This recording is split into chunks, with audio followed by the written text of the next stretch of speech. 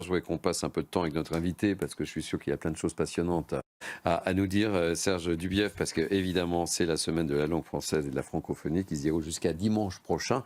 C'est un sujet très important pour CNews, évidemment. Et la langue française, c'est la 5e langue la plus parlée dans le monde. Comment va notre langue française, Serge? C'est ma première question. Vous adressez peut-être pas la bonne personne. Oui, mais quand même, votre regard, parce que vous menez un combat, on va y venir. Est-ce que vous avez le sentiment que la langue française reste la langue française? Ben oui, c'est bien pour ça que je vous pose cette question.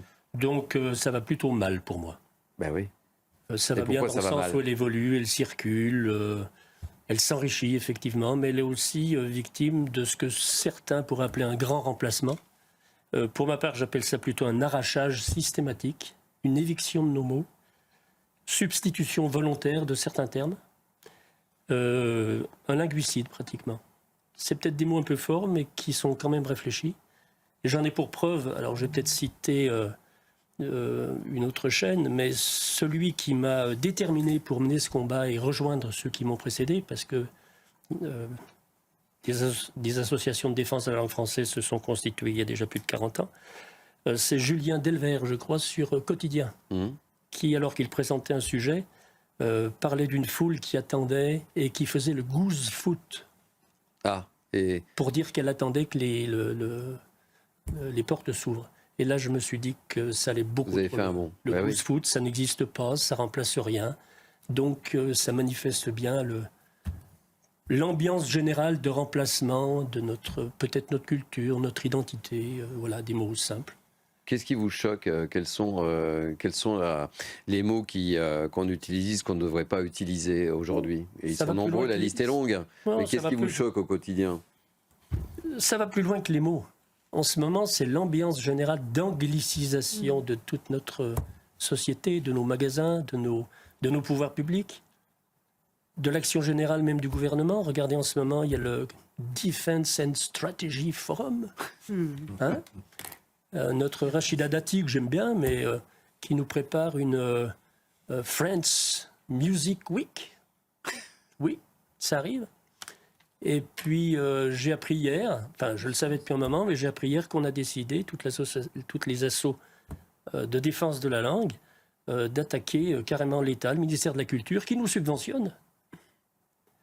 Parce qu'à Villers-Cotterêts, au lieu de la présence de la langue française, sous l'impulsion de la France, un atelier, un centre de recherche sur la numérisation et l'intelligence artificielle se crée.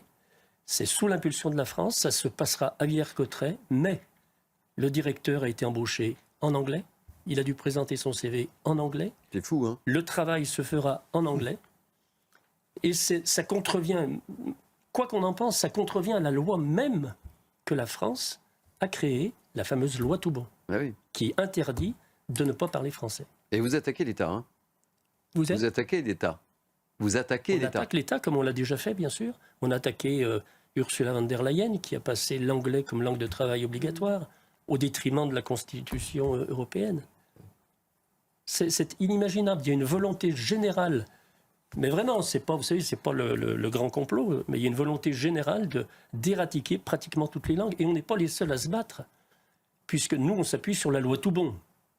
Mais d'autres pays, on va dire, nous rejoignent, en tout cas, se disent qu'on n'a pas si tort que ça. Regardez les Italiens, ils préparent un projet de loi où là, ils prévoient d'imposer entre 5 000 et 100 000 euros tout établissement public qui ne respecterait pas la langue italienne.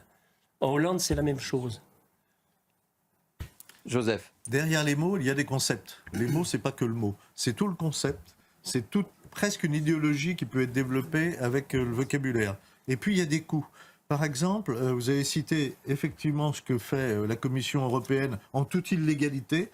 Les textes sont en anglais. Eh bien, si je suis à la tête d'une PME française, que j'ai un texte juridique que je dois appliquer, moi, je dois payer des gens qui vont m'expliquer exactement ce que ça veut dire, etc. Donc, on met des surcoûts pour nos petites et moyennes entreprises. Et les textes, ça ne cesse de déferler. Les anglo-saxons, eux, c'est gratos. Et on voit qu'il y a un enchaînement là-dessus. Et moi, j'ai été frappé au Canada, un congrès international avec Dominique Strauss-Kahn qui intervient. Canada, il y a 2 langues officielles, anglais et français. Il a tout fait en anglais. Que m'ont dit les amis francophones, notamment les Africains?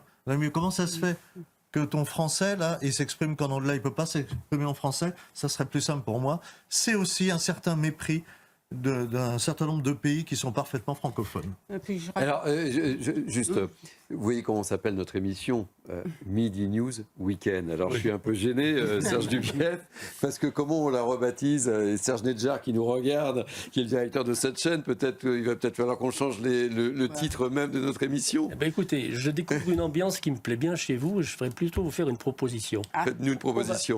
On va lancer un petit concours dans notre sphère pour savoir comment on pourrait, juste une idée, à la semaine de la francophonie de l'année dernière, pendant 2 jours, transformer toutes vos expressions ou vos titres anglais en français. Ça peut être autre chose que des traductions. Bien sûr. Ça peut être des idées, des concepts. C'est intéressant. Voyez-vous. Voilà. Maintenant, c'est en votre main. Bon, c'est plutôt en vos mains, puisque en vos mains, absolument. Voilà. Et puis, on attend vos propositions. on attend vos propositions. On les proposera à Serge Nedjar, qui validera ou pas. Mais en tous les cas, c'est vrai que je vois juste derrière Brice Sokol, Midi News Weekend, et je vous écoute et je dis hop. Il y a le fameux, on en parlait avec votre technicien, le fameux Breaking News. Ouais, Breaking News. Non, mais vous voyez. Mais oui, mais c'est bien, vous voyez. Et c'est important, on parle de tous les sujets dans cette émission, vous voyez. Oui, et la parole est libre. Mais ça, c'est dernière heure, souvent. Voilà. Oui, dernière heure, souvent, c'est les informations de dernière heure. Ok. Je voudrais merci Serge Dubief, je vous attends. Vous me faites évidemment le verdict de vos recherches pour potentiellement rebaptiser notre émission.